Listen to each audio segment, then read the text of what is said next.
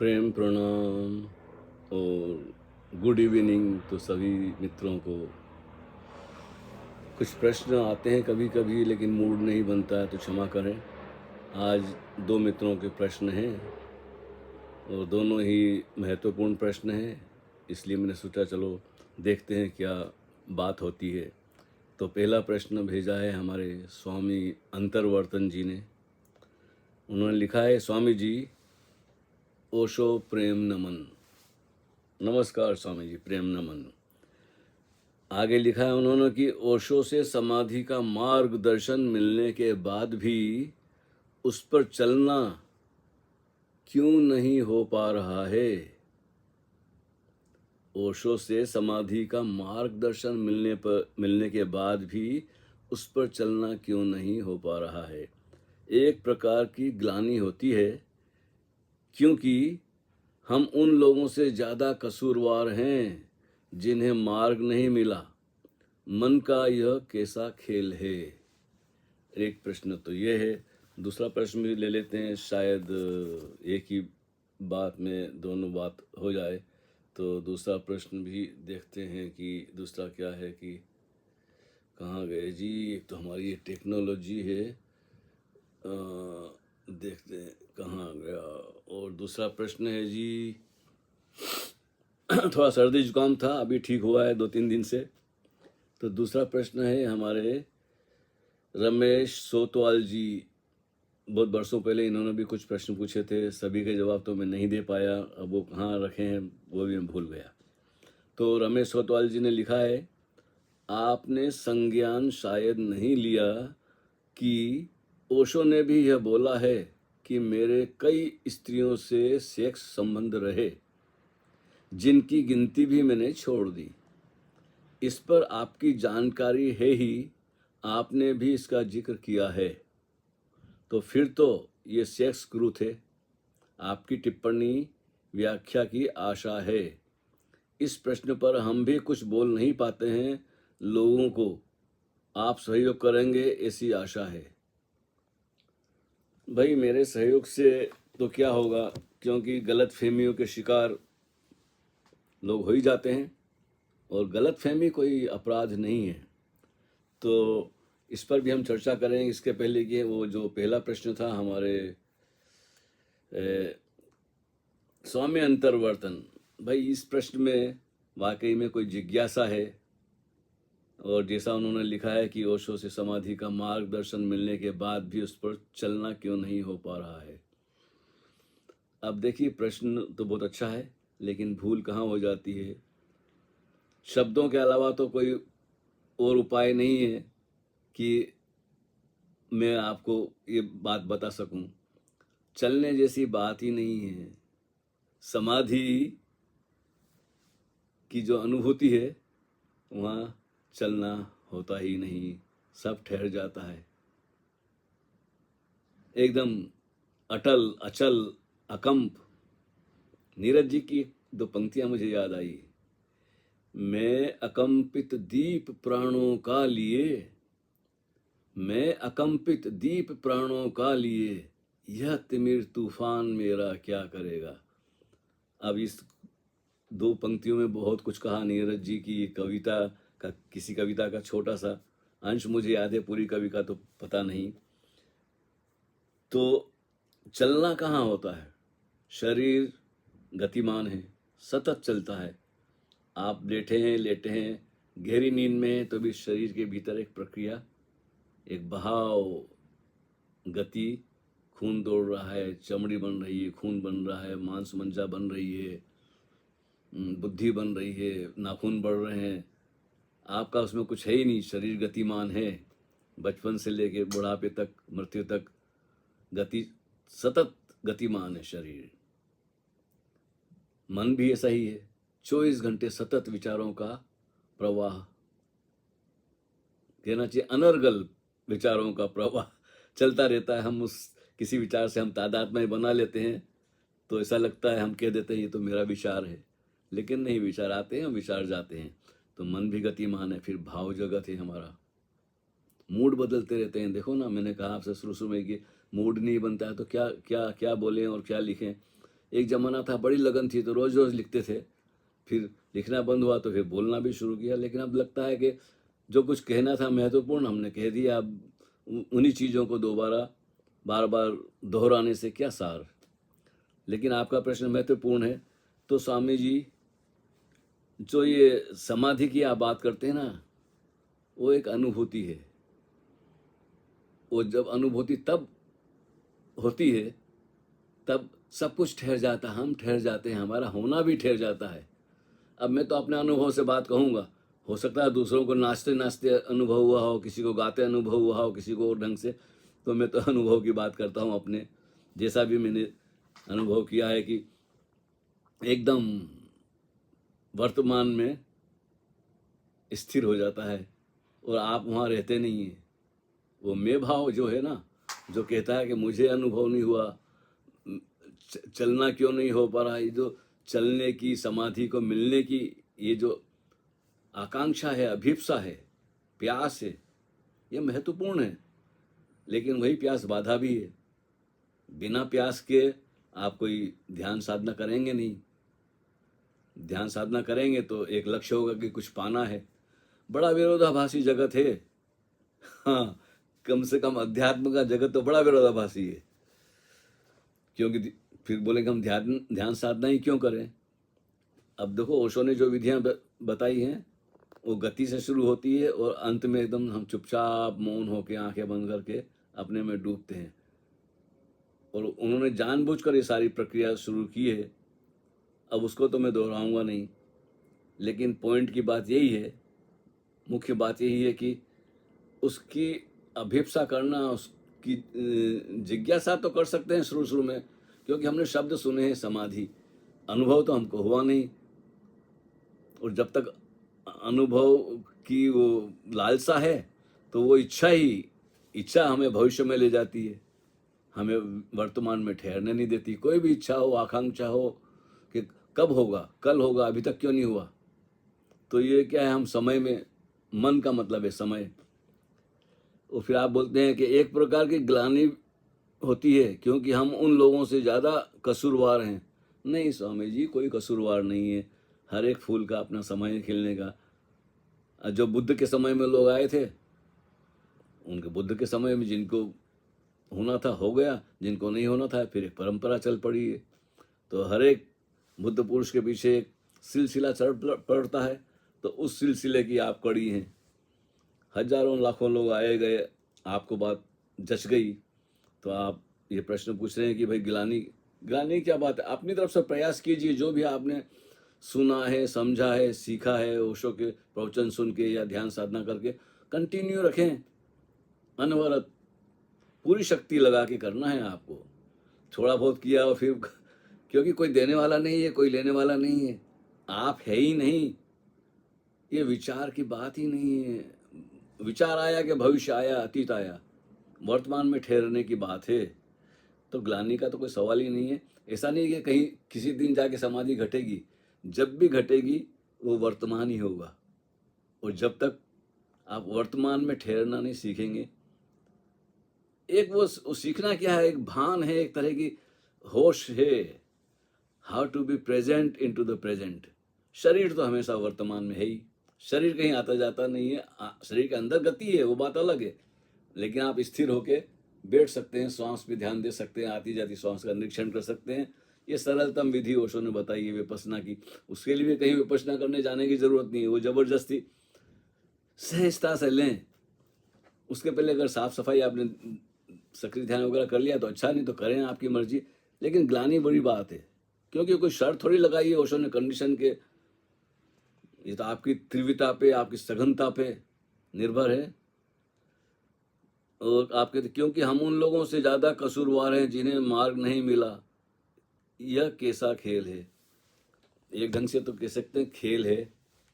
तो खेल है तो फिर आप उसका परिणाम क्यों चाहते हैं। हमने तो सारे खेल बना लिए हैं, उसका परिणाम से हमने उसको बांध दिया, जीत हार से बांध दिया है।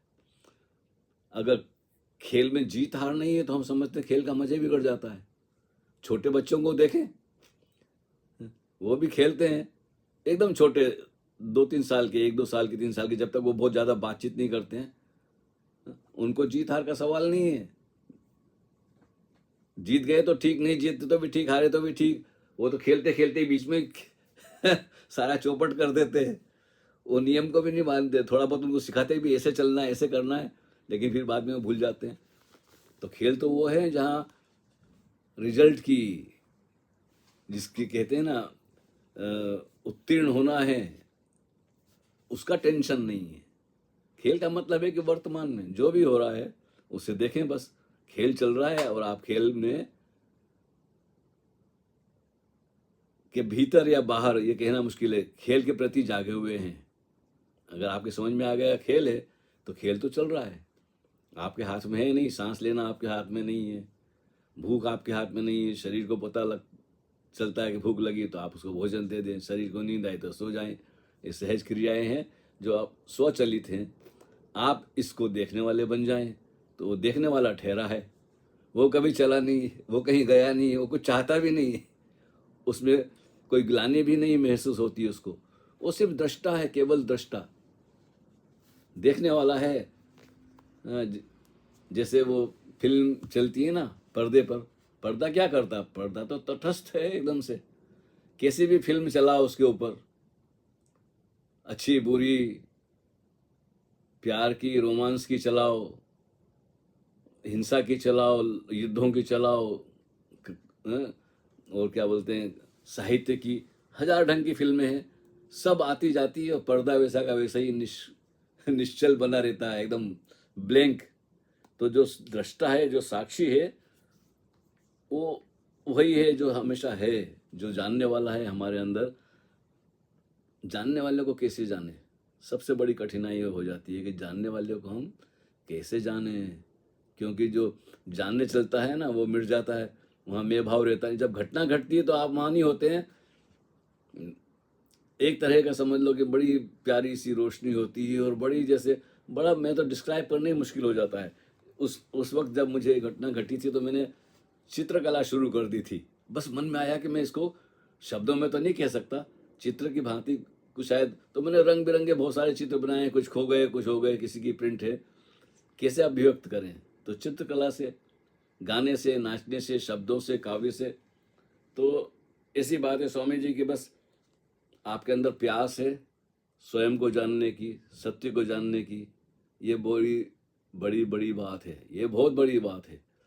लाखों करोड़ों लोगों में ये प्यास ही नहीं है। देखिए ना, मैं तो इतने वक्त से चुपचाप इसलिए बैठा रहा कि देखता हूँ कि इतना युद्ध हो रहा है, इतने लोग मारे जा रहे हैं, कोई किस पे हमला कर रहा है, कोई किस पे हमला कर रहा है, कोई किसी पे आरोप कर रहा है। ये तो बड़ी बड़ी लड़ाइयाँ हैं जिसमें लाखों करोड़ों लोग मारे जाते हैं, और अरबों की संपत्ति का, जो कितने लोग, एक घर बनाने में कितनी मेहनत लगती है आदमी को, जीवन भर एक घर नहीं बना पाता, और ये पूरे के शहर, गांव के गांव उजाड़ देते हैं। इतनी ऊर्जा युद्ध में लग जाती है कि हमें तो क्या कहें।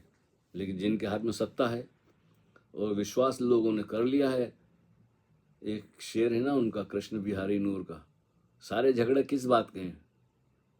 वो है ना, जिसके कारण फसाद होते हैं, जिसके कारण फसाद होते हैं, उसका कुछ अता पता ही नहीं, और जिंदगी से बड़ी सजा ही नहीं, क्या जुर्म किया है कुछ पता ही नहीं। तो ऐसा है, हमें लगता है कि ये जिंदगी जब तक समाधि तक ना पहुंच जाए तब तक व्यर्थ है।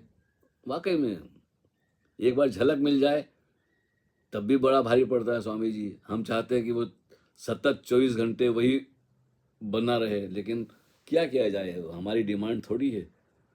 झलक मिल जाए यही, हम तो ओशो की कृपा कि उनके सानिध्य में आके सुराग तो मिला, लेकिन क्या करें तड़प और घेर हो जाती है, उदासी और पकड़ लेती है कि फिर से क्यों नहीं हो रहा है।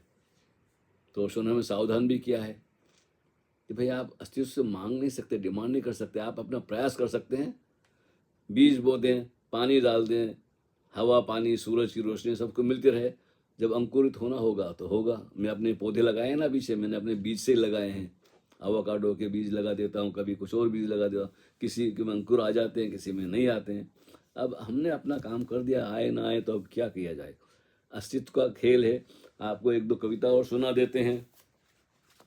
ऐसे तो बहुत सारी हैं, लेकिन देखिए, मैंने एक कविता पहले से मैंने सोचा था एक आधी कविता में ज़्यादा स्पष्ट बात हो सकती है, संक्षिप्त में, नहीं तो बात करने में तो किए जाओ बातें। ये क्या गुफ्तगू है, ये क्या गुफ्तगू है, ये क्या जुस्तजू है, ये क्या गुफ्तगू है, ये क्या जुस्तजू है ख्वाबों की दुनिया, है ख्वाबों की दुनिया, यहाँ मैं हूँ न यहाँ तू है। आंखों के सामने जो भी आता है हमें नजर, आंखों के सामने जो भी आता है हमें नजर, उसको जो देख रहा है वो मैं हूं न तू है। उसके बिना तो कोई भी मौजूद यहाँ नहीं, उसके बिना तो कोई भी मौजूद यहाँ नहीं। अव्वल है न आखिर, अव्वल है न आखिर, बस वो ही रूबरू है। ना किसी ने बनाई दुनिया, ना इसे मिटाएगा कोई, न किसी ने बनाई दुनिया, ना इसे मिटाएगा कोई। उसी का करिश्मा ये सारे रंगो बू है। ये मेरी पुस्तक है तला तुम। तो ये तला तुम, तो मेरा आपके प्रश्न से कुछ संबंधित थोड़ी बात थी, तो मैंने संक्षिप्त में कह दी कि जब तक मैं हूँ, वो कहते हैं ना कबीर की, प्रेम गली अति सांकरी, तामे दोनों सपाए समाए कथा में दोनों समाए। तो ये मैं है और तू है, तो समाधि अलग है, तुम अलग हो। तो भाई जहाँ मैं गया वहाँ वो बस प्रकट है। गालिब ने कहा है ना कि वो बड़ा अच्छा शेर है कि जबकि तुझ बिन नहीं कोई मौजूद, जबकि तुझ बिन नहीं कोई मौजूद, फिर ये हंगामा है खुदा क्या है। और खुदा के नाम पे इतना हंगामा हो रहा है, इतनी लूट मार बलात्कार, लोग गलत फहमी के शिकार हैं, बड़ा दुख होता है। इसलिए 2-4 महीने से तो मेरा मूड ही खराब, जब से ये लड़ाइयाँ शुरू हुई है, किसके पक्ष में बोलें किसके खिलाफ में बोलें। ये सियासतदान है, जो पॉलिटिशियन है, राजनीतिज्ञ, जो जिनके हाथ में सत्ता है, ताकत है, कैसे पलट जाते हैं पल पल भर में। अब पॉइंट करें एक पे के दो पे के, किसी के का नाम लो तो बोले जी आप तो वो हो गए, आप उसके पक्ष में हैं। भाई हम किसी राजनीति के पक्ष में नहीं है, लेकिन हम सब शिकार हैं, आप भी, मैं भी, सारी दुनिया परेशान है अंधविश्वास से। एक कौम है जिनको सिखाया गया है बचपन से कि तुम ही सबसे सर्वश्रेष्ठ हो और तुम्हारा ही अधिकार है इस पृथ्वी पर कब्जा करने का, और जितने भी गैर मुस्लिम हैं उनको मुसलमान बनाना। ये तेन प्रकार किसी भी तरह से लूट के, मार के, डरा के, धमका के, जन्नत का लालच और दोजख का डर, नरक का डर और स्वर्ग का लालच, ना मालूम कैसे कैसे उपाय करते हैं, और कितने तरह के जिहाद हैं। वो बढ़ता जा रहा है। ये तो अच्छा है कि इंटरनेट हमारे पास आया है, तो हम खुल के बातें कर सकते हैं। नहीं तो आप इस्लाम के बारे में कुछ भी बात करें तो सर तन से जुदा। अभी देखी ना वो एक फिल्म आई थी, हमें किसी ने भेजी, तो कन्हैया लाल टेलर की। ये तो मामूली सी बात है, औरंगजेब के, अकबर के और बाबर के और खिलजी के और तुगलक के और हुमायूं के और ना हलाकू और चंगेज खान और नादिर शाह, कितने नाम हैं, कैसे कैसे लोग आए हैं। दुष्ट कहना चाहिए, लोग इनको कहना ही ठीक नहीं है। और उन्होंने जो उपद्रव मचाया है, जितना कत्लेआम उन्होंने किया, जितने मंदिर तोड़े हैं। भारत कितना विशाल था, अफगानिस्तान का भी बौद्ध देश था, ईरान जिसे कहते हैं वो पारसियों का पर्शिया था।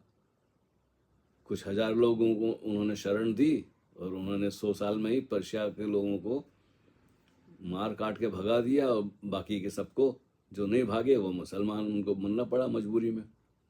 मरता क्या नहीं करता। ऐसे कई देश हैं। तो तलवार के बल पर, उसने कहा है इस्लाम तलवार के बल पर फैला, और अभी भी उसकी, लेकिन झूठ बोलने की बड़ी स्वतंत्रता है। अल तकिया उसमें एक शब्द है कि इस्लाम झूठ बोलने की इजाज़त देता है, अपने आप को बचाने के लिए या किसी खास उद्देश्य के लिए आप झूठ बोल सकते हैं। तो उसमें मक्की इस्लाम अलग है और मदनी इस्लाम अलग है। आजकल मैं उन्हीं से बात करता रहता हूँ, कभी कभी निमंत्रण आते हैं और मैं शामिल हो जाता हूँ डिस्कशन में, क्योंकि ध्यान साधना की प्यार की बातें हमने बहुत की, सदियों से करते आए हैं। बौद्ध और जैन और हिंदू तपस्या करते हैं, ध्यान साधना करते हैं समाधि के लिए, लेकिन ये कौम ऐसी है कि ये नहीं समझ सकती। और कभी हमने सोचा ही नहीं था भारत में कि ऐसे लोग भी होंगे जो आके, तो जो गलतियां हमने अतीत में की है वो अब फिर से हम ना दोहराएं। ध्यान साधना अच्छी बात है, समाधि की प्यास जगी ये भी अच्छी बात है, लेकिन देश रहेगा तो ध्यान साधना होगी ना। अगर देश पे ही कब्जा कर लिया इन्होंने तो कैसे होगा। आप देखो ऐसे में यार बड़ी मुश्किल है। बीच में कभी फ़ोन आ जाता है तो बड़ा मुश्किल हो जाता है। तो ऐसा है कि ये बातें तो हमने कर ली कि वही जो पहले कह चुका हूँ कि पहले अपने परिवार की सुरक्षा, अपने मोहल्ले की सुरक्षा, अपने शहर की सुरक्षा और फिर देश की सुरक्षा। तो ऐसा है कि सुरक्षा हो तो फिर ध्यान साधना के लिए समय निकालना। और सभी अगर अध्यात्म के ऊपर चले गए, जैसे 2500 साल पहले हुआ, बुद्ध और महावीर, अच्छे अच्छे जो भारत की श्रेष्ठतम प्रतिभाशाली लोग थे, सब संन्यास में दीक्षित होके एकांत में भिक्षु बन के, और बस। तो अब जो जिनको मौका मिला दुष्टों को, उन्होंने सत्ता संभाली और उनको पता नहीं था कि ऐसे लोग भी आएंगे जो बातचीत नहीं समझते हैं, धर्म को नहीं समझते हैं। वो तो हिंसा और लूट मार उनका वही है कि माल गनीमत, दूसरों की स्त्रियों पे कब्जा करो, लूटो, उनको लोंडियां बनाओ। तो यही चलता रहा है और लोगों को यही, सारी दुनिया में अभी भी उसी पे चर्चा हो रही है। सारे एक्स मुस्लिम कितने हैं आप सुनिए, कभी अवैस इकबाल को, समीर को, जफर हेरेटिक को, सलीम वास्तिक को, ऐसे बहुत सारे लोग हैं, सबके नाम क्या बताऊं। तो कुछ दो चार क्या, पिछले जब से कोविड हुआ है ज़्यादातर मैं इनसे ही सुनता रहता हूं, क्योंकि हमें भी ओशो ने बताया था, लेकिन उन्होंने ज़रा घुमा फिरा कर बात करी, क्योंकि वो नहीं चाहते थे कि कोई खून खराबा हो। इसलिए इनडायरेक्टली उन्होंने काफ़ी आलोचना की इस्लाम की, इसी बात नहीं, ईसाइयत की, इस्लाम की बड़ी भयंकर, बड़ी खूब आलोचना की है। खैर उस पर तो मैं नहीं जाऊंगा, काफ़ी लंबी ना हो जाए बात स्वामी जी। तो अपने माही टटोल और जों का त्यों ठहराया, अपने आप में ठहरिए, गति को देखिए, और जो गति के पीछे जो अगति है, देखने वाला है, जानने वाला है, जो कहीं आता न जाता, जो हमेशा है, एवर प्रेजेंट। हाँ, तो देखिए उस चेतन अवस्था को जानने का प्रयास भी करना पड़ेगा, और कभी कभी प्रयास को छोड़कर एकदम कहना निष्कंप अकंप उस भावदशा में के लिए प्रयत्न करना पड़ेगा। यह विरोधाभासी बात है, नहीं करने से भी नहीं होगा और सिर्फ करने से भी नहीं होगा। दोनों को जारी रखिए, और फिर कभी बात होगी, अब किसी का फ़ोन आया तो उनको जवाब दे दूं, नहीं तो फिर वो दोबारा फ़ोन करेंगी। तो हरिओम स्वामी जी। और अभी दूसरा प्रश्न भी ले लेते हैं रमेश सोतवाल का, तो फिर उस पर भी बात करेंगे, फिर मुलाकात होगी। जय हो, हरिओम तत्सत।